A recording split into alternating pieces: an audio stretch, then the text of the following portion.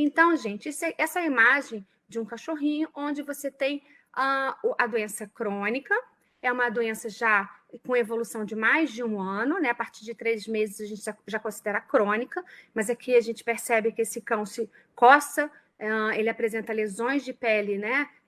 Liquenificação, alopecia, eritema, pápulas, máculas, enfim, um quadro clínico crônico avançado. E dessa forma, a gente tem certeza que ele apresenta os três defeitos da dermatite atópica. Bom, falando de tratamento, nós temos um trabalho, né, publicado em 2015, um guideline do professor Thierry e outros, né, dermatologistas de referência no mundo, e nesse trabalho, que é essa revisão, a gente percebe que o primeiro passo para se fazer o tratamento desses cães com DAC, que nós chamamos de tratamento multimodal, nós precisamos classificar se esse animal está com uma dermatite atópica canina aguda, se ele está em crise, ou se ele apresenta dermatite atópica canina crônica. Por quê? Porque é importante eu escolher o tratamento adequado para ter uma resposta terapêutica adequada e, mais importante ainda, eu preciso determinar o tempo de tratamento. Então, se eu estou diante de um cãozinho que tem a doença na fase aguda, o tempo de tratamento vai ser, para retirar ele da crise, vai ser menor do que aquele cão que apresenta a doença crônica, né? A DAC crônica. Então, o tempo de tratamento vai ser maior. E o protocolo terapêutico desse cãozinho aqui vai ser diferente desse cãozinho aqui. E da onde que a gente tira essas informações dos artigos, das publicações? Então, se a gente fosse, né, colocar num grande resumo ou as etapas do tratamento multimodal da DAC, ou o que a gente chama de multifacetado, a gente sempre tem que ter em mente o quê? Primeiro, a gente precisa reduzir o controle do prurido e da inflamação na pele dos cães. Tratar e evitar as infecções secundárias. Quando eu falo tratar, é tratar. Depois, evitar é fazer a manutenção. Fazer a restauração da barreira cutânea. Identificar os fatores que desencadeiam as crises. Evitar as recidivas. E a gente já tem um trabalho que fala sobre uma das formas de evitar essas recidivas. E não esquecer nunca que, se ele tem DAC, ele tem hipersensibilidade aos alérgenos ambientais, é importante você diminuir, reduzir a exposição desse cão aos alérgenos ambientais, tanto aqueles da poeira doméstica, como aqueles alérgenos do lado de fora. E nós temos que lembrar que o tratamento ele é individual, não é uma receita de bolo e é dispendioso, é um tratamento caro, não é barato. E para isso, a gente tem que sempre ter em mente que precisamos associar a terapia tópica com a terapia sistêmica. Hoje se preconiza a terapia tópica como o tratamento mais importante para evitar as recidivas, correto? As recorrências, principalmente das infecções bacterianas e de infecções fúngicas, né? No caso, a malacesiose. E a terapia sistêmica, lógico, ela não vai faltar, principalmente naqueles casos mais crônicos ou quando no início da crise, é o que a gente vai falar a seguir. Então, agora, né, no ano passado, em 2019, o professor Thierry, ele publicou na Veterinary Dermatology uma revisão da estratégia do tratamento da DAC. E esse trabalho é muito importante, porque ele classifica o tratamento da DAC em dois momentos. A fase 1, onde a gente chama de terapia reativa, que é para tirar da crise, e a fase 2, que é o que a gente chama de terapia proativa, que é para evitar novas crises. Então, na fase 1 e na fase 2, a gente precisa primeiro classificar o tipo, né, de lesão, da severidade do quadro, o tipo de quadro clínico que esse animal apresenta. Então, ele pode ter a doença severa, a doença moderada, a que a gente chama de discreta e a normal. Então, esse cão, dependendo da crise que ele se apresenta, né, no consultório, na consulta para você precisa ter uma estratégia terapêutica que a gente chama de reativa. Qual medicamento que eu vou usar quando eu estou diante de um quadro severo?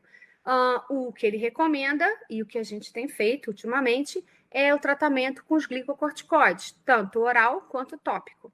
E conforme a severidade do quadro vai diminuindo, você vai trocar a medicação, você vai migrar a medicação para o oclacitinib, ou se o animal apresenta, né, um quadro na consulta discreto, eu vou usar o oclacitinib. Então, dependendo do quadro que o animal se apresenta e da evolução desse tratamento, eu vou usar o glicocorticoide ou o oclacitinib para tirar ele da crise. Por outro lado, então, né, se a gente for resumir o que a gente tem desse primeiro slide, a gente teria o quê? Que primeiro classificar que tipo, né, de clínica esse animal está apresentando, qual é a clínica que ele apresenta durante seu exame físico, e escolher a melhor terapia para tirar ele dessa crise. Então, nós teríamos os corticoides orais, o oclacitinib, e dependendo do quadro, principalmente, né, do quadro sistêmico, a gente não pode nunca esquecer que esse animal ele pode ter alguma outra doença associada, né, alguma outra comorbidade, e aí a gente pode usar também os corticoides tópicos. Podemos associar, sim, podemos associar corticoide tópico com oclacitinib ou corticosteroide oral. Não esquecendo que os corticoides se somam. Bom, então aqui é um primeiro caso, onde esse animal, né, na consulta, é um cão com dermatite atópica, já diagnosticado, ele entrou em crise. A partir do momento que ele entrou em crise, ele tem, né, o que nós chamamos de uma clínica, os sinais clínicos compatíveis com um caso moderado. A terapia reativa escolhida para ele foi o oclacitinib, o shampoo com clorexidine, solução tópica siliconada ou uma mousse de hipoclorito ou clorexidina, com o quê? Com a hidratação da pele. Por quê? Lembrando que eu tenho um quadro de hipersensibilidade do tipo 1, eu tenho um defeito na barreira cutânea e eu tenho uma disbiose. Então, não adianta só eu prescrever a medicação para controlar o prurido e a inflamação. E, lógico, durante o histórico anamnese, avaliar o que pode ter levado esse animal a ter nova crise. Será que ele não pegou pulga, né? Será que ele está com controle parasitológico sendo feito de forma adequada? Um outro caso, um caso mais severo, onde a cadelinha apresentava, né, um quadro de liquenificação, eritema, uma lambedura de patas excessiva, lesões perioculares na região do pescoço, intertrigo perilabial, um quadro mais severo, que para tirar essa cadela da crise, eu fiz uso de prednisolona. Só que, como ela é uma cadela que eu não ia manter a prednisolona como tratamento, né, de manutenção, ou que a gente chama de proativo, eu associei ao início do tratamento, né, um caso severo, a prednisolona para tirar da crise. Mas eu associei a ciclosporina porque depois eu suspendi a prednisolona e mantive a ciclosporina. Essa aqui é a flor. Ao mesmo tempo, né, não podemos esquecer de fazer o shampoo, a medicação tópica para controle de infecções bacterianas e malacesiose, é um quadro bem clássico, né, de Mog-Bog, e hidratação da pele. Lembrando que você tem que avaliar o cachorro como um todo, porque você pode ter áreas onde você tem untuosidade, onde a pele é mais oleosa, e outras áreas onde você tem uma pele mais ressecada, porque normalmente cães atópicos apresentam um quadro, né, uma pele mais ressecada. E aqui, né, um terceiro caso e um quarto caso, onde eu vou ter casos severos, não responsivos, né, ao oclacitinib. Essa cachorrinha chegou para mim não respondendo ao oclacitinib, onde a gente escolheu a prednisona e a prednisolona para tirar esse cachorrinho da crise. O Tommy, que é esse aqui, o tempo de tratamento foi muito maior do que esse outro cachorrinho aqui, que é... Pois é um outro cachorrinho aqui, que é um Shih Tzu, né? A gente sabe que os Shih Tzus são terríveis. Eles são os amores, são os melhores companheiros, mas são hoje, na nossa rotina de atendimento, eu acho que é um dos que a gente chama de enche a nossa recepção, porque eles sempre estão presentes nas nossas agendas, né? Quem trabalha com dermatologia veterinária. Já na fase 2, que seria o que a gente chama de terapia proativa, o objetivo dela é aumentar o espaço entre as crises ou até mesmo evitar essas crises. E aí a gente vai fazer o quê, né? Se você tem um animal com a pele normal, A gente sabe que o cão atópico nunca vai ter a pele normal, mas você pode, né, mantê-lo bem normal, apenas evitando os alérgenos e a imunoterapia. Não esquecer nunca de manter, né, a terapia proativa com os glicocorticoides. Você pode escolher o oclacitinib, o loquevetimab ou a ciclosporina. Então, em quadros, né, onde a pele está normal, discretos, essas são as opções. Conforme você vai piorando o quadro, né, se esses medicamentos não estão conseguindo segurar até aqui o quadro moderado, a ciclosporina vai bem. Agora, se você tem, né, um quadro severo, nesse paciente você vai ter que entrar sim com glicocorticoide oral para conseguir controlar, né, fazer como uso de terapia proativa, correto?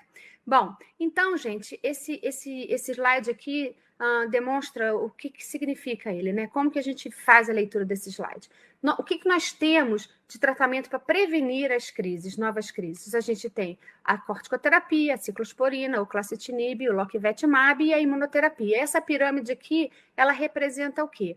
A corticoterapia é uma medicação onde você tem, né, um efeito maior de controle da inflamação e do prurido, e conforme você vai subindo aqui, né, a minha escala de tratamentos, você vai ter um efeito mais de menor amplitude, né? Então, a gente sabe que o loquevetimab, ele vai ter uma única ação inibindo a interleucina 31, e a imunoterapia é uma terapia que não vai controlar o prurido, ela não tem ação no controle do prurido, e sim trata a doença. E não esquecer nunca que a corticoterapia proativa tópica deverá sempre estar sendo feita associada a todas essas opções terapêuticas para prevenir.